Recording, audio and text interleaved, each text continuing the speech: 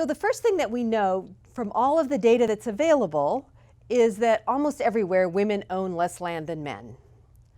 But before we go on to really look at the patterns, we need to think about a couple of issues. We need to think about what indicators we want to use to measure women's land rights. The first thing we can do is to think about women or men, but individuals as the unit of analysis. And we can ask what percentage of individuals, what percentage of women, what percentage of men own land. Secondly, we can think about the land as the unit of observation and ask the question, what proportion of land is owned by men and women? And that will give us two different perspectives on this particular issue. We also really need to think about, when we're talking about land ownership, are we interested just in individual ownership, whether one person, an individual woman, has rights to a land, or whether she owns it jointly with somebody else? We expect that those are going to have different kinds of implications. And finally, and we'll come back to this in a little bit, what does it mean to own land? What does ownership mean, and how do we define that? So this first graph looks at data from the demographic and health surveys for countries in Africa, where they asked male and female respondents, so these are men and women of reproductive age, whether or not they owned land. They asked whether they owned it individually or jointly or both. And the graph shows the percentage of women and the percentage of men who report that they own land, either individually or jointly. What we see is that generally men are more likely to own land. The only exception is in Lesotho. And the gaps vary between being fairly large to being fairly small when you just ask this one question. The second graph uses the same data source, but just looks at the question of who owns land individually. So excluding all of those who own land, only own land with their spouse or someone else. And here we see that the gender gaps are much larger. It's much more likely that men own land individually than that women own land individually in every country for which we have data on both men and women. So that was looking at individuals as the unit of analysis. We can also look at land as the unit of analysis. And this graph shows us the distribution by the form of ownership of agricultural parcels in 3 countries, in Karnataka, India, in Ghana, and in Ecuador. So for each parcel of land, we identify who owns it, whether it's an individual woman, an individual man, the principal couple, or some other combination of people. It could be a father and a son, it could be 2 siblings. What we find is that in both Ghana and in Karnataka, the majority of parcels are owned by an individual man. And that next, then, some are owned by an individual woman in that case. We see something very, very different in Ecuador. In Ecuador, 36% of the parcels are owned jointly by the couple. And then we see that slightly more are owned individually by a woman than individually by a man. So we're going to come back to this later in the presentation to think about why that might be, why it might be the case that we see so much individual ownership in Karnataka and in Ghana and so much more joint ownership in Ecuador. Before we go on and look at other data, we want to think a little bit about what does it mean to own land. And in particular, how is the data used? How do we collect data on land ownership? And we need to think about that as we think about the different ways in which it's used. So far, what we've looked at is what we call reported ownership. It's simply asking people whether or not they own land. So if they say they own land, then they're a landowner. Or if the one respondent in their household lists them as a landowner, then they're considered a landowner. We might also be interested in a more formalistic or legal definition of ownership and ask whether the individual has their name on some kind of an ownership document. For example, are they listed as the owner on a land registration certificate or on a title deed? There could be other forms of documentation, things such as sales receipts, wills, other kinds of formal documents that can be used legally to demonstrate ownership. Then for some contexts, we're less interested actually in formal ownership than we are in management. Particularly for agricultural land, we might be really interested in who's managing the land, who's making the decisions, who has those kinds of responsibilities for the land.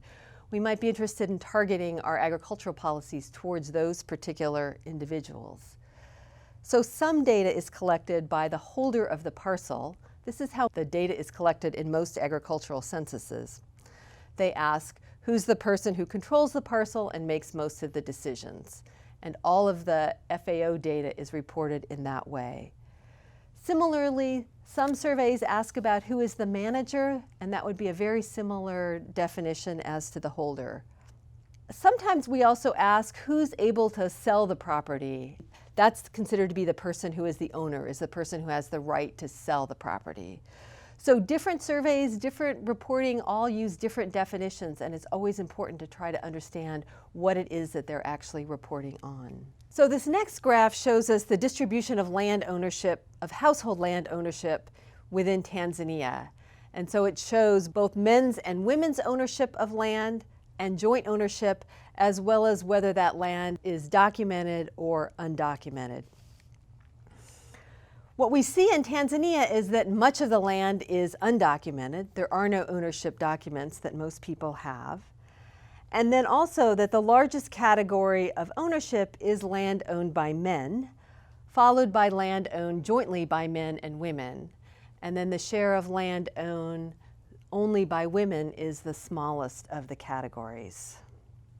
So this slide is similar to the previous one. It's showing the same information for 5 additional countries in Africa, for Ethiopia, Malawi, Nigeria, Uganda, and Niger. First, note that the black area in the Ethiopia pie chart is land that we don't know who owns it. It's land that doesn't have any documentation, and the survey simply didn't ask whether it was owned by men or women. The thing to notice about these 5 is that the patterns really differ widely across the 5 countries. So we can't make any assumptions about how it's owned across Africa. But it is the case that the land area owned by men is always larger than the land area owned by women. The share of land owned jointly differs. It may be more or less than the amount of land owned by women. And it differs from being a fairly large fraction of the land. 42% of the land that households own in Uganda is reported as owned jointly, while only 7% is owned jointly in Nigeria. It's also useful to think about the bundle of property rights, and this is things that has been discussed in an earlier module, but particularly useful to think about in the context of gender. We can think about 5 different sets of property rights. The first one is access, which is the right to be on the land, the right to walk across the land. The second one is the right of withdrawal, which is the right to take something from the land, such as the right to take water, firewood, non-timber forest products, other things, medicinal plants from the land. And this one is particularly important for women. Women often have land, don't own land, but have withdrawal rights from land so that they can collect firewood and water.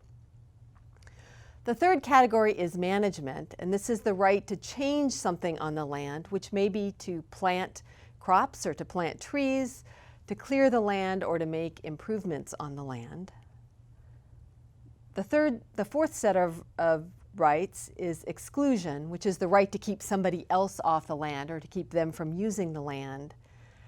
And the final one is alienation rights, which is the right to transfer the land, whether through sales, by bequeathing it, or renting it out.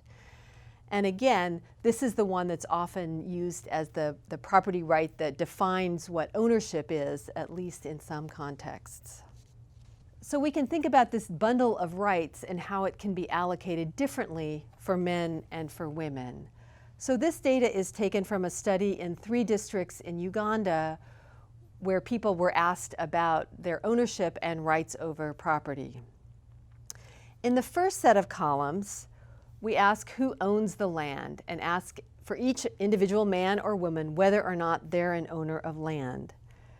Surprisingly, 58% of women and 69% of men in rural areas in these districts say that they are a landowner. So there's a gender gap, but not a huge gender gap in this context.